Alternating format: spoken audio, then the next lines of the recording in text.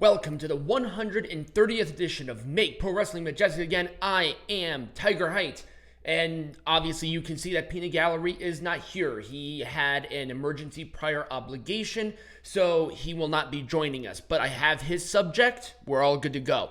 But let's get into mine, which was the soapbox, because there was a lot going on here on Raw. So Raw's rating was a 1.533 instead of a 1.884 and a 0.49 demo instead of a 0.65 demo.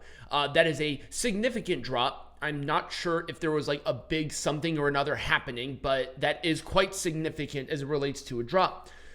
Drew McIntyre was essentially the biggest thing that they were doing. He attacked after a very good World Heavyweight Championship match, and I liked everything about this show. I even said it on the review that I did for Raw that this was one of my favorite Raws that I've had in the past month and a half or so. I thought every match was pretty good to excellent. It flowed really well, and it wasn't overwhelming or underwhelming. It was just at a nice little medium. The 2 out of 3 falls match with DIY and Imperium was good. I really liked the Judgment Days match against the Creed brothers. That was very good because the Creed brothers have all of this momentum. They are the number 1 contenders for the tag team champions. So this is a really good opportunity for them. And I also like the showcase of the women's tag division. And I brushed up on it a little bit, but I'm going to reiterate. A division will not be better if you don't present them effectively. And how to present them is have them wrestle in a match. That's how you do it in wrestling. And I think they chose the right teams, and it just was good. It gave it time. It gave it lots of energy, too. So I can't complain about this Raw at all, despite the low numbers. It was very interesting when I saw that. I even had to double check it before I started my recording. Let's go into NXT. This is the go-home show for Deadline, which I will be covering here soon. It was 626,000 instead of 659 and a 0.19 instead of a 0.18. So lower on the actual numbers, but higher on the demo. I'm not sure if that's a good or a bad thing personally. Ilya Dragunov and Baron Corbin's contract signing was awesome. Corbin, this is a whole new level of Baron Corbin. Where has this Baron Corbin been? I even asked that on my reviews. Where has he been? This is the Baron Corbin that we've been clamoring for. I mean, the Lone Wolf was fine, but there was only so much you could do with it, especially an undefeated streak, and everything else that he did after that was crap. But this is where he is. He is comfortable. His promos are good. His matches are getting better. Everything is just working on all cylinders there. We had the final Iron Survivor Challenge qualifying matches, which both of them were good. We had Alpha Academy Alpha Academy and Maxine Dupree taking on Meta-4. Lash Legend has become exactly what she is, a legend. She really stood out in this match. And it's not just slamming Otis. It's literally everything she did was good. Her presence is so much better. Her timing is so much better. And her in-ring work is getting better. But this is NXT. This is where you're supposed to do that. So I'm so happy about that. And once again, a good show all the way around. Just sucks about the number. Oh, Dynamite. All right. Dynamite. Let's start with numbers. 823,000 instead of 858 and a 0.25 demo instead of a 0.29 demo. Not good. But the main event, Christian Cage, Adam Copeland for the TNT champion. That's it. They did it. They're in Canada. They had their match together. What do you do from here? Copeland went for the title. This would be main eventing a pay-per-view. This should have been at World's End. 100% should have been at World's End, but it's not. And it's already done. It's like, Nick Wayne's mom interfered in the match. Personally, it doesn't matter. You already had a good match with them. What can you do? What other thing can you do? Are they now going to do a trifecta of matches? That wasn't the deal. And then that last match will probably suck worse. I'm pretty sure Tony Khan will announce 2 days ahead of time that they're going to have a rematch and a ladder match. Probably gave him his next idea. I'm pretty sure he's listening to me. Samoa Joe and MJF were supposed to face the Devils, but that did not happen. The Continental Classic matches were better this time around. And really everything else was a wash. Nothing else happened. And so I would obviously go to Impact, but Impact had a non-canon show. People, I will still be covering Impact on Thursday night, like I always have. Don't worry. But when it's a non-canon show or it just has highlights and maybe one live match, I'm not going to bother with it. I'm just not. It's not there. So they went to Triple A. I heard it was a fine show, but once again, if it's not forwarding Hard to Kill, I don't care. Oh, also, by the way, they moved the Will Ospreay and Josh Alexander match from Hard to Kill to Snake Eyes because Snake Eyes ain't selling well. I'm not going to Snake Eyes. That's on Sunday. I have things to do. Jesus Christ. Know your audience. Impact. Go back to the Friday and Saturday shows. We are okay with that. That is perfect.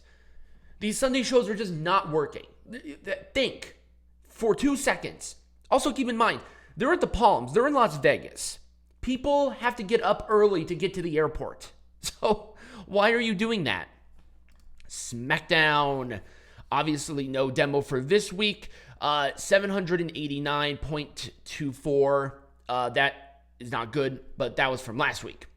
Let's talk about this week. CM Punk. His promo was good. He does not know where he's going to be for his future. I'm assuming Raw. I'm going to... that's the one that needs the most help right now. I think SmackDown is fine because they have Roman Reigns, they have Randy Orton, they have LA Knight, they have a great women's division. So all of that is working really, really well. But Punk being here was a treat, and I enjoyed it. So there's one thing that we do have to talk about, and that is the situation with Damage Control. And I made a separate video about this, and a lot of people agreed with me. Bayley has to be the person to win the Women's Royal Rumble. Period. Put it on there. Everything is writing out perfectly. Bayley wins the Rumble, still with Damage Control. The tension still happens because Bayley has not made a decision on if she's going to go for the Women's Champion or the Women's World Champion. And finally, Io makes the call. Everybody attacks Bayley, kicks her out of Damage Control. Bayley turns heel, or babyface. That's your main event, or that's not your main event. That is your Women's Championship match at WrestleMania. Bayley versus Io. It's perfect. It's perfect in every way. And there's not really anybody on Raw that I could see win the Royal Rumble. Unless Liv Morgan returns, that would be the only one because Rhea Ripley was the one who put Liv on the shelf. But I think we have a lot more story told with the Damage Control side. So I wouldn't rush into a Liv one. Liv is young. She can, win it another time. But I think this is Bayley's moment. I'm not saying that Bayley is old. I'm just saying that this has been constantly on SmackDown with 1.9 to 2+ million people watching it every Friday.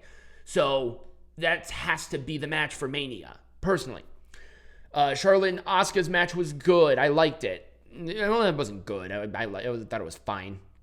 I liked the budding rivalry, the little tension there between LA Knight and Randy Orton. I think that will probably be what they're going to be doing. Either we have 3 pay-per-views. We have Royal Rumble, we have the Elimination Chamber in Perth, and then we also have WrestleMania. Ideally, I want WrestleMania. That would be the logical choice since Cody's most likely going to win the Royal Rumble again. And Randy Orton needs somebody to work at Mania. And I think LA Knight would be a great start because if they're not going to win the Royal Rumble, what are they going to do at Mania? So, and I really just can't see LA Knight win the Royal Rumble. I don't know why. I just can't see it right now. It's not impossible, but it's not there right now. I could be wrong. And really, everything else was fine. I liked the Santos Escobar Dragon Lee match. I liked the Cody Rhodes segment. And this was tribute to the troops, by the way. So that's why there was a lot of military-esque. And then Bobby Lashley and Karrion Kross had a good match, too. And that was really all the matches on SmackDown. Let's get into Powerrr. Powerrr. So I really liked the main event. It was between Thrill Billy, Silas Mason, and Devin Dixon. They were tag team partners on the Indies. I'm pretty sure you can call NWA a glorified indie, but it is. And it was for the national champion. I liked the match, how it was structured. It wasn't long, but they got everything out of it, where it started off as friendly competition, then it got to more aggressive, and then finally Thrill Billy betrays him with the attack from the Southern Six. I liked it. I thought it was good. Now, Max the Impaler retained the women's television champion, and just like the men's television champion, that was their 7th title defense. So now Max can cash in the television champion for a shot at the women's world champion. Max beat the current women's world champion to get the women's television champion. Logical choice there. And then the slime balls of all this hype that they had for the slime balls. Oh my God, they're such a great team. Oh my God, they're making waves. A, they're obnoxious. B, their names are annoying. C, they look like discount school shooters.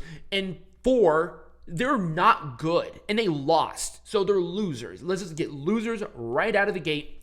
And then the new Spectaculars, I like the contrast between Slade and the rest of the Spectaculars. I think that's going to work. It's going to work for me. But that was really all of Powerrr. And that was really my soapbox. Not a whole lot going on, but it's there. When we come back, I'm going to be talking about what Peanut Gallery was going to be talking about, and that is the current wave of dissatisfied AEW people and their reactions online, because there is a lot going on there, and even though Peanut Gallery cannot join us, I think that subject needs to be talked about. It's too important.